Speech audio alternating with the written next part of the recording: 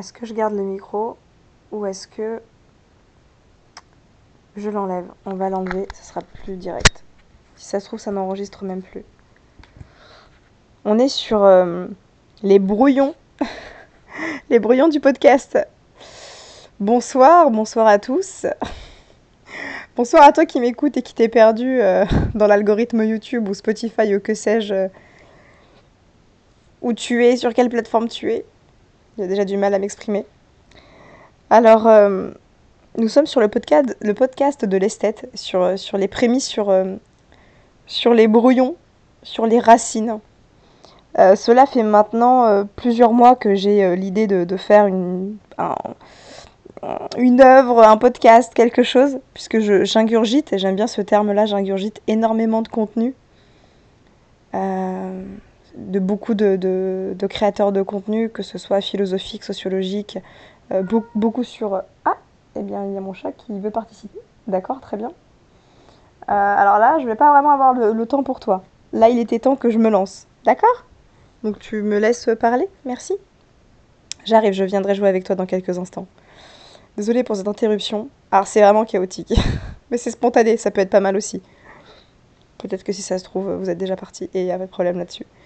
Avant de lancer un podcast ou une chaîne YouTube ou que sais-je, comme œuvre ou comme création ou comme contenu, il faut accepter aussi qu'il y aura du rejet et qu'il y aura des personnes qui ne vont pas apprécier et qui vont critiquer.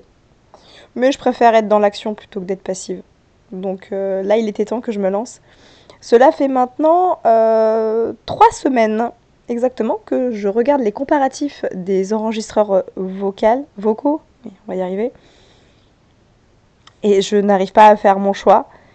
Et je pars du principe que là, il était temps et j'avais ce besoin ce soir de vraiment exprimer la raison de ce podcast. J'ingurgite, comme je le disais tout à l'heure, énormément de contenu et sur différents sujets. J'étais en train de dire avant que mon chat me coupe que ça pouvait aussi être sur les relations hommes-femmes, sur les relations de couple, sur le féminisme actuel, sur même sur des nouveaux termes que je ne connaissais pas il y a quelques mois de ça, comme le wokisme, etc., etc., ou l'hypergamie, voilà. Et ce sont des sujets qui me parlent et j'étais en train de réécouter une interview de David Laroche qui interviewait Gad Elmaleh. Il y a un passage qui me parle énormément et le sujet abordé est le small talk, qui est un terme anglo-saxon qui vient d'Amérique. Et les Américains parlent de small talk pour dire discussion de surface, si je puis dire. Faible discussion. Small talk, c'est... Oui, je ne suis pas une bilingue non plus. Hein. Et ce passage-là m'a beaucoup parlé.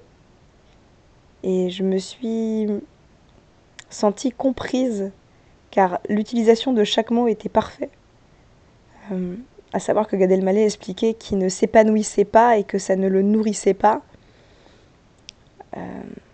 Et qu'il avait besoin de vite rentrer dans des discussions profondes où il va se nourrir du parcours de l'autre et vraiment connecter avec l'autre. Donc des discussions profondes. Et donc c'est plutôt du deep talk. Désolée d'avoir cet accent anglais. Magnifique. Désolée, hein, mais je sais que j'ai un trop bon niveau. En l'occurrence, c'est la raison de pourquoi j'ai envie de mettre en place ce podcast. J'adore parler, j'adore discuter, j'adore échanger, j'adore comprendre et j'adore analyser. Et j'aime beaucoup cette métaphore de la plante qui a besoin de soleil et d'eau pour pouvoir survivre. Et on pourrait dire que les discussions profondes seraient l'eau pour moi et l'apprentissage, c'est-à-dire apprendre de la vie, lire la culture, la lecture. N'importe quel apprentissage de la vie serait mon soleil. C'est la raison pour laquelle j'ai envie de créer ce podcast, qu'il y ait une personne qui écoute, uniquement ma mère, puisqu'elle y aura accès, mes amis, ma famille ou d'autres connaissances, ou une personne inconnue, peut-être toi que je ne connais pas, qui écoute ce podcast. Ça m'est égal, puisque j'ai besoin de ça. Et donc là, je suis actuellement à 2 clics de valider l'achat de mon enregistreur Zoom, parce qu'après tous ces comparatifs, quelque chose en est quand même ressorti. Et là, j'enregistre sur un ancien enregistreur vocal. C'est un peu chaotique, puisque c'est vraiment un truc à l'ancienne, très très ancien. Je ne sais pas ce que ça va donner. Je me contrefous de la qualité, parce qu'il fallait que je fasse ça maintenant. Il fallait que je rentre en action. Et je suis dans un groupe actuellement de redevabilité, où on doit mettre justement nos objectifs de rentrée, puisqu'on est début septembre. Et j'ai mis qu'il fallait que je sorte mon podcast et qu'il était temps que je passe à l'action et que j'arrête de procrastiner. Mais c'est même pas de la procrastination, c'est de la passivité par peur ou du perfectionnisme. Puisque si ce n'est pas parfait, je ne peux donc pas le faire. Mais le perfectionnisme n'existe pas, c'est une chimère. Rien ne sera jamais parfait et nous sommes en constante évolution. Quand on commence une activité, on est médiocre.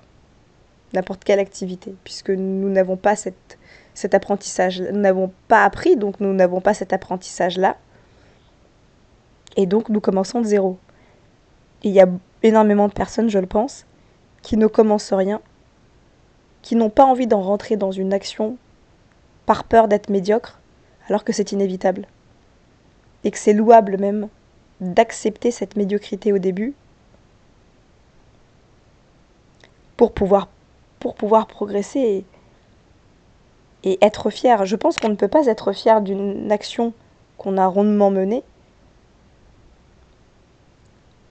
si je sais pas comment l'expliquer, j'ai du mal à choisir mes mots. Et si je devais prendre le temps de les choisir, je prendrais 20 secondes. J'ai aussi cette peur des blancs. Mais on va y aller. On va prendre le temps.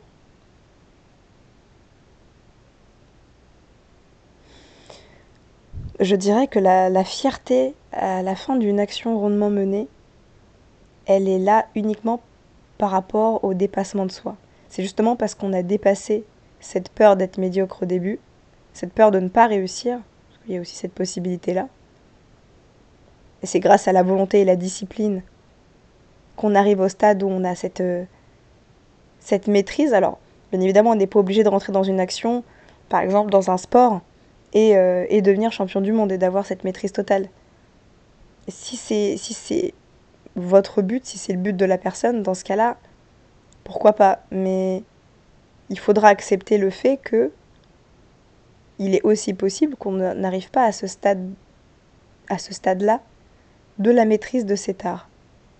Et ce n'est pas grave.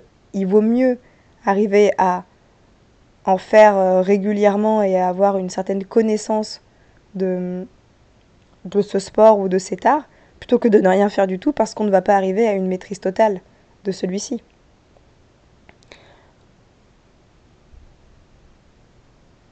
Vaut mieux rentrer en action que de ne rien faire. Et j'ai bien conscience que cette action que j'ai menée ce soir, c'est-à-dire ce podcast, n'est pas parfait, je n'ai rien préparé, c'est du spontané. J'ai une voix un peu cassée, j'ai du mal à trouver mes mots, je suis un petit peu fatiguée. Mais l'action est là, et l'énergie était là, et la volonté était là. Et j'en suis fière. Et je vais m'arrêter là. Remercier les personnes qui auront écouté ce podcast et ce tout premier podcast jusqu'à la fin. Je suis très heureuse de me lancer dans ce projet-là. Et j'ai totalement conscience que j'ai tout à apprendre. Et j'ai hâte.